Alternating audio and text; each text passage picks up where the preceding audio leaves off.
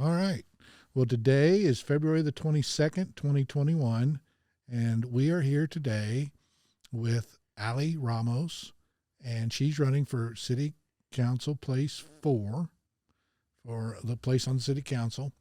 And so, welcome, Allie. Thanks for coming by today, and I look forward to getting to know you. Yeah. So, to start off, why don't you tell the voters who you are, where you are from, where you grew up, and just tell us who Allie is. Sure. Yeah. Well, my name is Allie Ramos, and I am 33 years old. I was born and raised here in Amarillo. I moved away for like 6 months, and then I came right back because this is my hometown. I have a very special place in my heart for it. Um, so I just got my master's in social work, and I just passed my licensure exam, so I can call myself a social worker.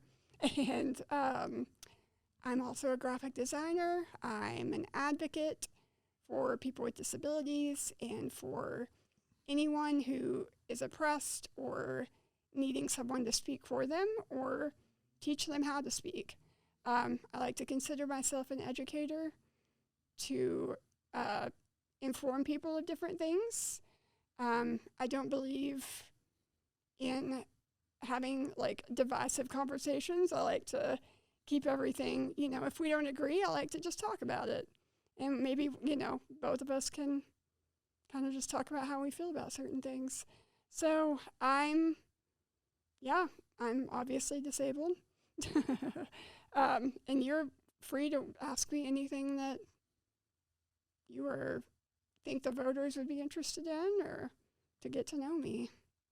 So you're an advocate for the disabled. You've got a degree in social work, and now you're licensed.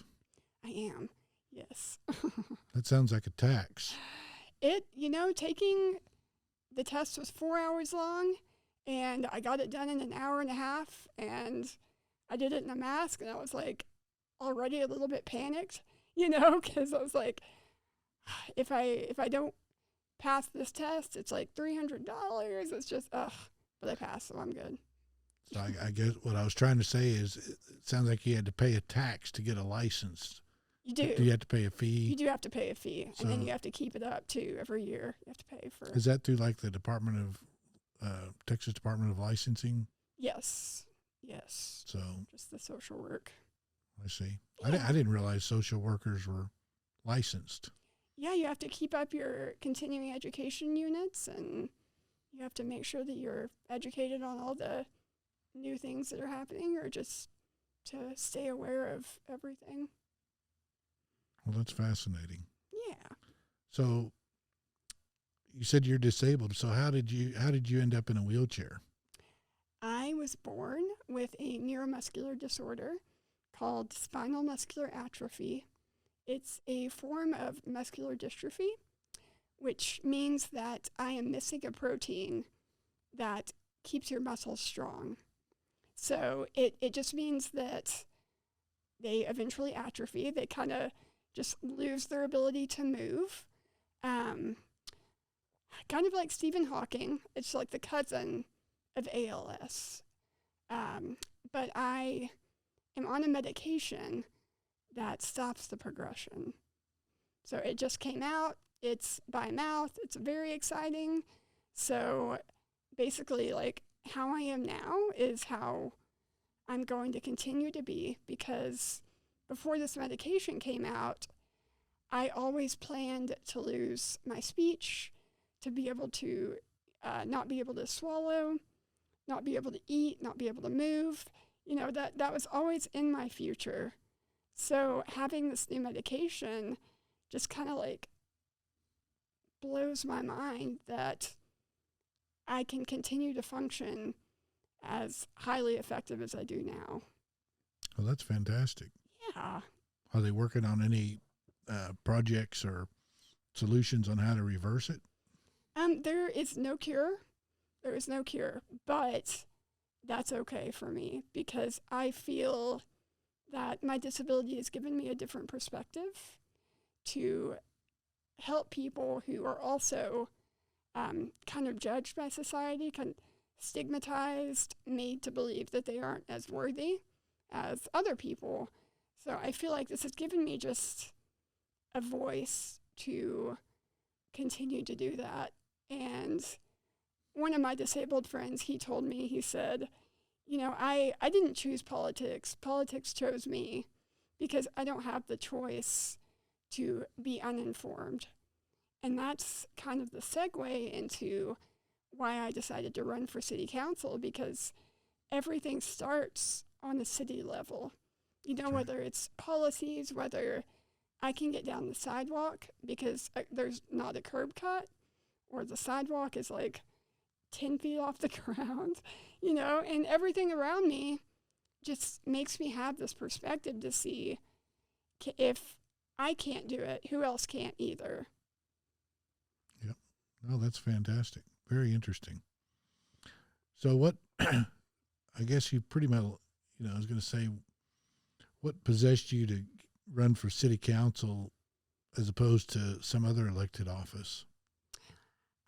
It's, since I was born and raised here, I just have a special place in my heart for Amarillo, and I know that starting in city politics is just something that I didn't see myself doing before I got into social work, but as I progressed in my education and saw all of the issues at a local level, which, grows into state and federal levels, I thought, what better way that I can make a difference for my community or for anyone, really, if I start on a more macro, like higher level, instead of just one-on-one. I thought maybe I could make a difference in policy level work.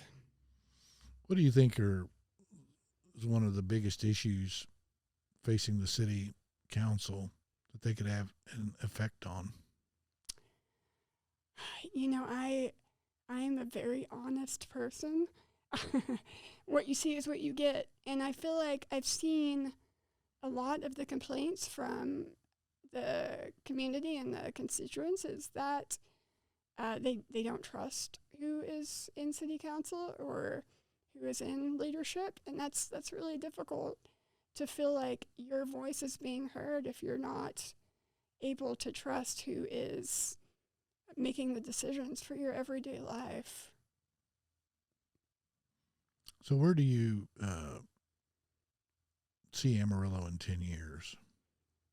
I know that we've already come so far. The city is, from whenever I was 10, it's grown exponentially as far as the opportunities that we have here. And I think that even though we are kind of seen as a small city, kind of, is how I project that,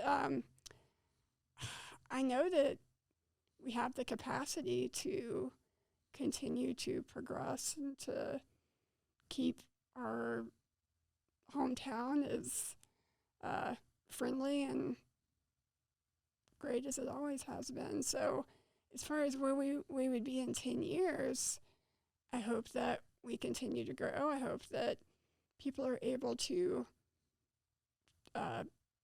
trust who makes the decisions for them, or I hope that they're able to get their voices heard in other ways too.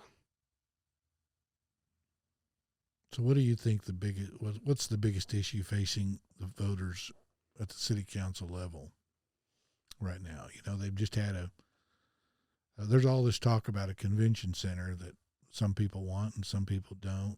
It went to the voters and it got declined. Is that the biggest issue? Is it, the other big thing in the news is the animal shelter issue? Do you have any thoughts on either one of those? I do support an renovation of a convention center, but the current plan is I don't feel like it's in the best interest of the city, as far as I'm pretty sure the Amarillo Plan, I think is what it's called, or Amarillo Initiative.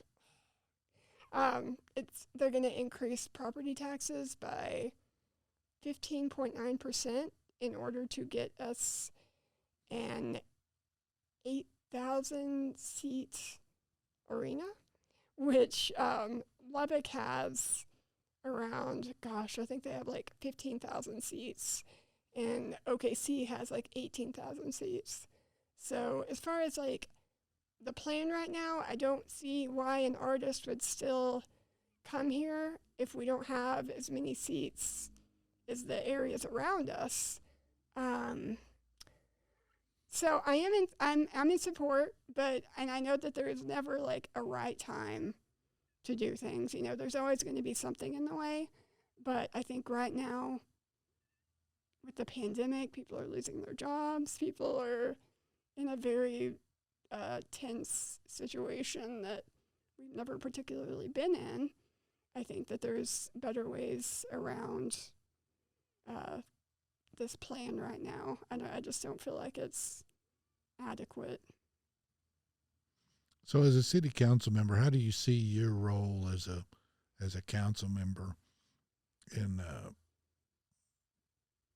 what does a city council person do? Well, since I would bring in the social work perspective, I would be able to use my profession to look at people's environments, look at their home life, and kind of base my own perspective on what is best for this individual and their community. So I know I'm not in business. I'm not a lawyer. I'm not, but I would hope that as a city council person, we would have all these different skills that we could combine to make sure that we have the best perspective for our community. How do you feel about the other big issue that's been in the news that affects a lot of people that they seem to be up in arms about is the what I call the rain tax. City calls it the drainage fee. Mm-hmm. A lot of people think that's actually a property tax and it's illegal the way they went about it. Do you have any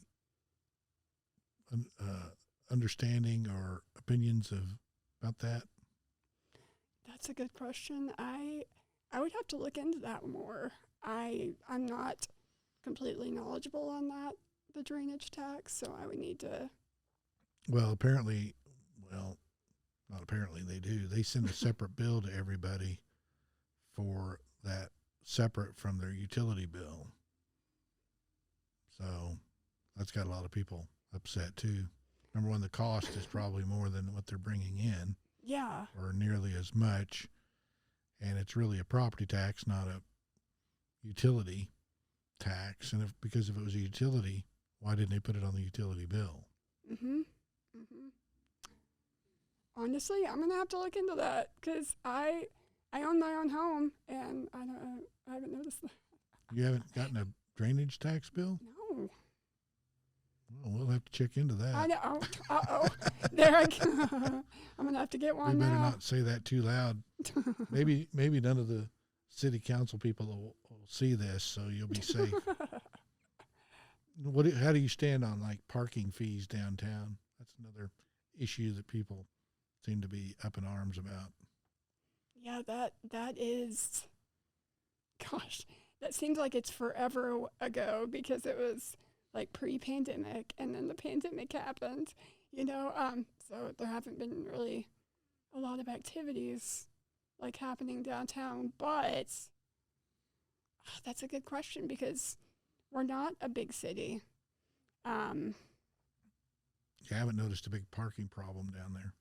No, it's not. We're not like hustling and bustling like Austin downtown or anything, so I guess they're getting us used to the tax just in case it happens. Just in case we become little Houston or something. Yeah. Well, I know a lot of people from the Panhandle, they kind of revolt at things like that, I think. And I know that if something is to happen, people need to be informed as to why it's happening without anything being hidden. I think that's a big, like, misinformation. A lot of times people are up in arms because it's hard to know what's actually what these things are being used for, kind of. Yeah. Like somebody sold them an app on a phone. Well, what about the people that don't have a phone? I mean, Right. a lot of my voters do not have cell phones. They do not even have computers. Yes. There's still a lot of people out there. They tend to be older, but they don't have the technology. They don't want it. Yeah. Yeah. So why are we pushing them out of downtown, I guess would be the question. I mean, that's the way I look at it. And to me, if the city primarily gets its revenue through sales tax, well, if you push people away from businesses downtown so you can get parking fees, it doesn't make a lot of sense to me. Yeah, that isn't equal. It's not an equal thing if someone... If I have a business off Sonse, some new strip center there that I have my business in, people can come into it and not have to pay parking. Is that fair? No. And if they're parking on a public street here, Yeah. and my customers get taxed, is that right? No. No, it's really not. And like you said, if someone doesn't have a phone, how are they supposed to park? Like, what if they have a mobility impairment and they can't walk 3 blocks to get to where they need to go if they don't have an app for, there needs to be an accessible way if that is necessary. Like, if there's no way to go around it, there still needs to be alternative ways to get that done too. Yeah, I just,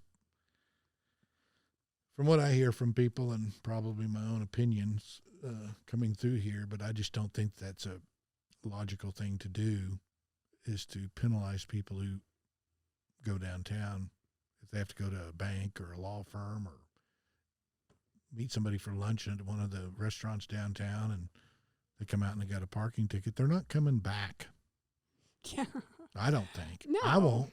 No. I won't go downtown now. Yeah. I just won't go there because of the parking. Yeah. I'm stubborn. Maybe the younger generation isn't as hard-headed as I am and don't care. But I think people do. It's small, but it's things like that I think the city's tone deaf to. Mm-hmm.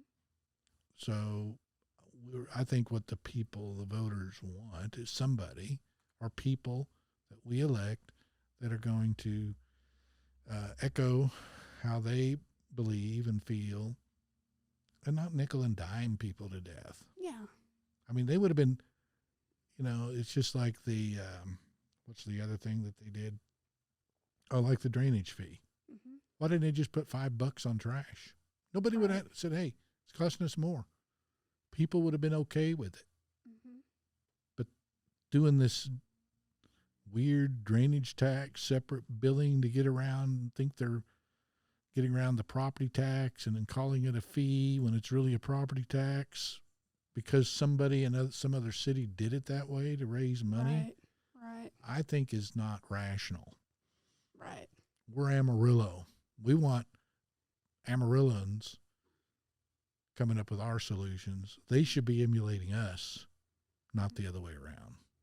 Yeah, I know that people are just craving fiscal responsibility and authenticity as to where their money is going. Yeah, I think you said the same thing in a much better way. Oh, thank you. All right. Well, what do you think about the Amazon coming to Amarillo? It's great for jobs, but in my own personal opinion, I know that people who have worked for Amazon tend to be very overworked and underpaid. So I have a lot of conflicting opinions about it because, like, it's great that we're getting this big business that will provide a lot of jobs, but is Amazon going to treat our people okay? Is kind of how I don't know. Well, people have a choice to work there or not. They're not forced to. Well, I don't know with the pandemic, it's people are really struggling, but I hope that they do. Amazon comes in and treats our people okay. Well, that's good. So, what do you think about the issues going on with the animal shelter? I am currently researching everything as far as like what Lubbock is doing. I know that they have a lot of no-kill shelters, and I know that it's technically not no-kill because they save about 90% of their animals. I love animals. I have my own little herd of rescue dogs and cats, so it's a very touching subject for me. I mean, I know you can't save them all, but I do hope that we can possibly partner with different nonprofits, such as, Pets? It's on 6th Street. Well, there's several of them out there, I think. Yeah, Gracie's Project I know of. I think that these nonprofits are doing amazing things, rescuing our little four-legged friends, and I think that if they were supported too, I know that sometimes you don't want government hands and things, but I feel like if they did have support in their nonprofit world, that might be something to. Yeah, I think less government tends to be better government. But maybe we should turn it over to the nonprofits to run. Why does the city necessarily have to do it? Right, because people need to learn. I mean, they need to be responsible with their pets. Mm-hmm. Backyard breeding is not okay. You need to spay and neuter. I'm going to turn into Bob Barker here. And you just, need to take care of our living creatures, even if they're human or animal. Well, that tends to be, I think, the root of most of our problems is it's about responsibility. Yeah. And people don't grow up learning responsibility like they used to. And I think that's a problem. So we have irresponsible people. It's not the pet's fault. Right. It's the people's fault. Right. And maybe there's a solution there. If we could educate people, maybe inform people, and maybe there's ways that we could look at people who have numerous pets and make them have an incentive to be a little more responsible. Yeah. It's not a black and white subject. It's it's hard to know what the right thing. I mean, obviously the right thing is to take care of anything that's alive, and I know that education is a key to making sure that people are aware and that they have the resources to take care of these little guys. Mm-hmm. Well, is there anything else that you'd like to tell the voters of Amarillo? And how do they get a hold of you? Do you have a website or? Yeah, I do. It's Ali, ALI, for Amarillo.com. And I have a Facebook page that's linked to that too. So you can always go there. And I don't have any special interests. I'm not doing this to gain anything for myself. I'm doing it just to be more involved in this city and to hopefully have an impact on policy making and the way that funds are being spent, and to learn. If I don't know something, I'll find it out. I'm very passionate and very bullheaded. So I kind of just push my way through because that's what I've had to do my entire life. So I'm always open to talk. If you are curious about what I think or how I would handle something, my lines are open. You can email me, we can talk, we can Zoom, we can call each other, we can do anything. But I just want to make sure that people know that I'm just a person and I just want to talk and get to know different perspectives. So Very good. Well, Allie, we sure appreciate you coming by here today, and good luck in the race. And we look forward to seeing you again soon. thank you, Dan. Thanks.